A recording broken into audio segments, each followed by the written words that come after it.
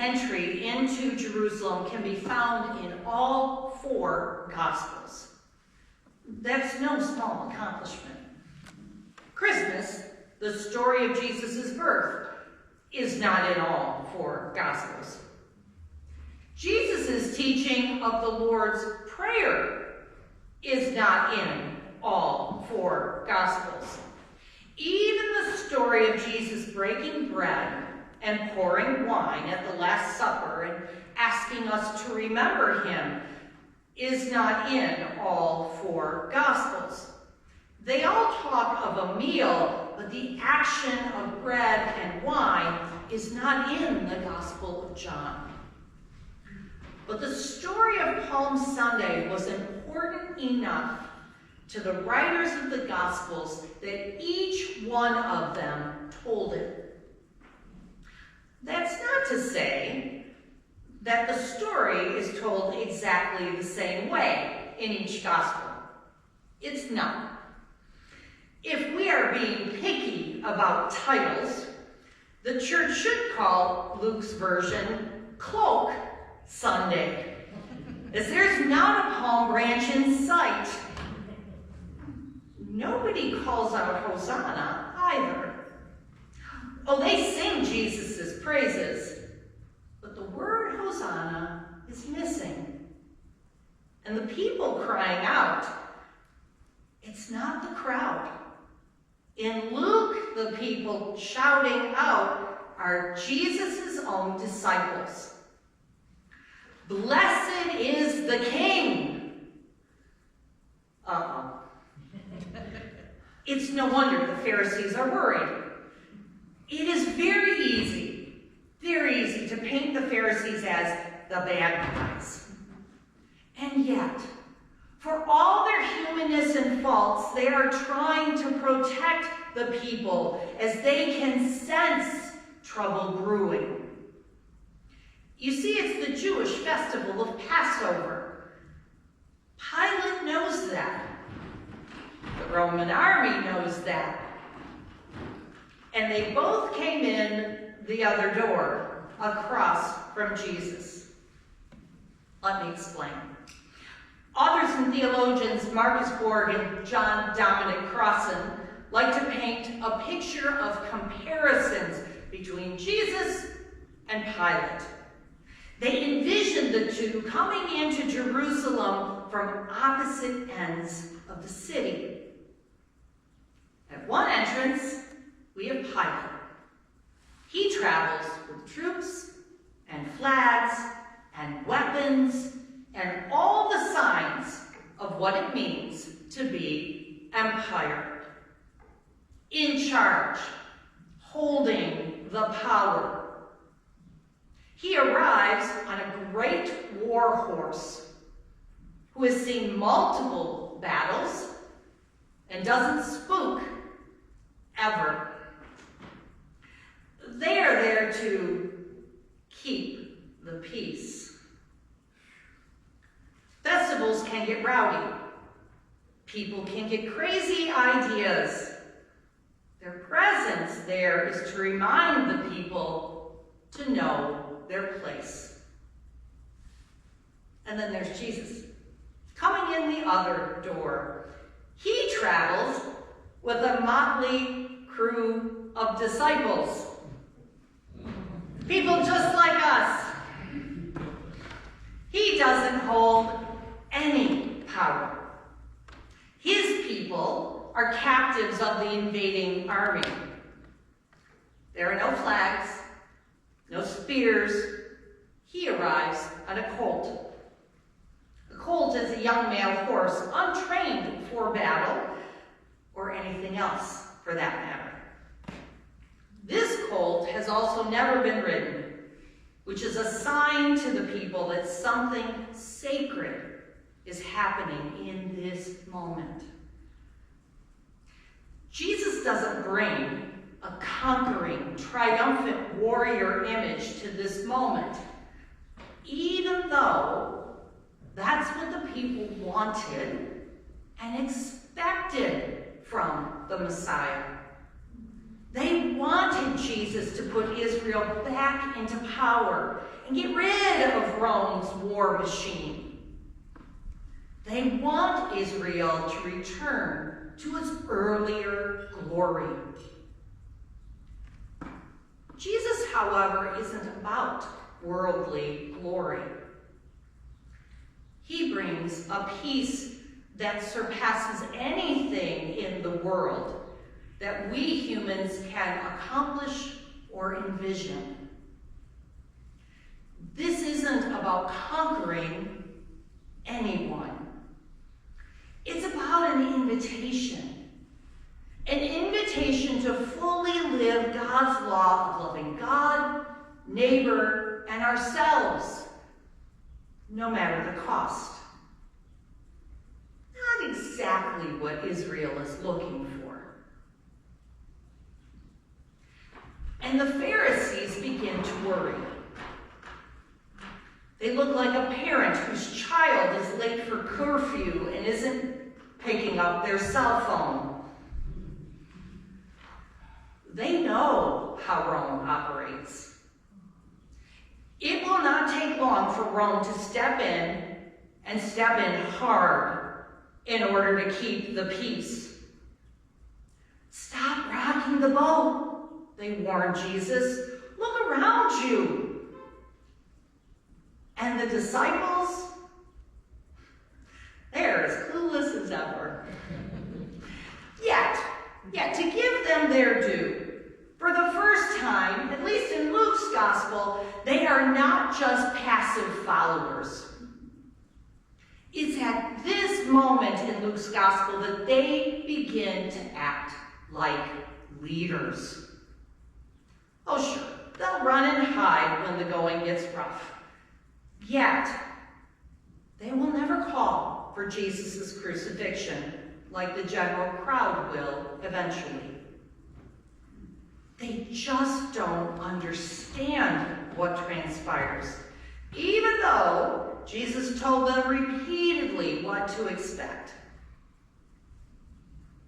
What they have seen in the past, however, is enough to give them the courage to make their allegiance known to all. Rome is there in all its power and glory, and they call Jesus King. They pledge their allegiance to something other than Caesar, right in front of Caesar's army. They may not fully understand the ramifications about what is to happen, but they publicly admit that they are on the side of God. And while the disciples stand in courage, the Pharisees slink off in fear. This is the last we hear from the Pharisees in the Gospel of Luke. And what they leave us with is a word of fear, spoken to a man who has endlessly counseled his followers, us, to not be afraid. I used to think that we, the church in the United States, from a distance of 2,000 plus years, could not fully appreciate this moment, or the moments we will celebrate all during this holiest of weeks. Now, I'm not so sure. We stand and watch these past few months some of the freedoms we have taken for granted stripped from helpless people. And I wonder, which group is next? Some of the church, the universal church, has begun to resemble the Pharisees and Rome instead of Jesus. At some level, empires are all the same. Just the characters and their methods change. Yet, unlike those original disciples, we know how the story of Jesus ends. We can be horrified at the violence that is inflicted upon Jesus, and we should be. But we know that resurrection is at hand. Because of that, we cannot truly understand the joyous expectation that the disciples held this day for a renewed Israel. Nor can we fully understand the devastation of their crushed hopes and dreams when Jesus is nailed to the cross. We know what's on the other side of the tomb. I'm reminded of a time in seminary when one of my Baptist colleagues argued that we didn't need to celebrate Holy Week. The price had already been paid. We can just celebrate resurrection. And that's a tempting theology, isn't it? Why brood about the past? What's done is done. Jesus is no longer on the cross. Except that as disciples, Jesus himself told us that we had to pick up our own cross and follow him. There is no resurrection without the tomb. There is no Easter Sunday without Good Friday. There is no living as disciples unless we serve as the lowliest of servants. Everything Jesus has said and done leads us to the cross. And he has said that for us, it will be no different. This is a week to remind us of who we should be. After 40 days of trying to re-examine our lives and of trying to live differently, it is important to remind ourselves again that living as Jesus has lived will put us on a conflicting path with those who hold power in the world. It's not just palms and joyous celebrations. It's easy to follow Jesus when cloaks cover the path and the Roman army is at bay.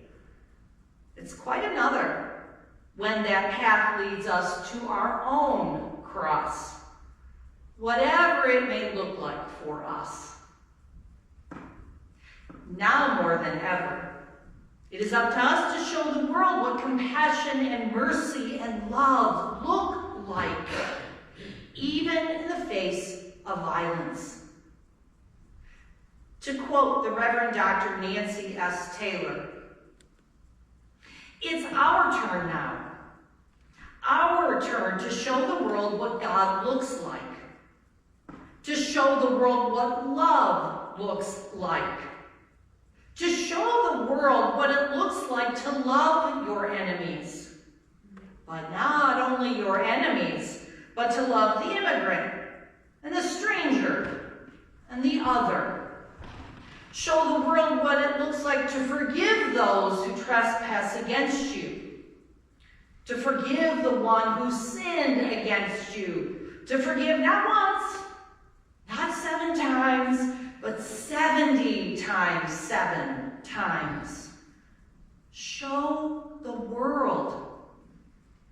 In a manifestly violent world, it is now our turn to show the world, to show our friends, our families, our neighbors, our colleagues, what it looks like to follow the Prince of Peace, to turn the other cheek. It's our turn now.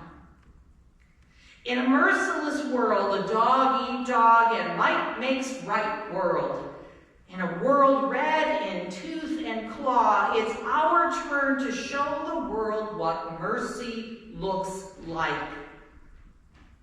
God's mercy. It's our turn now, today, to give witness to mercy.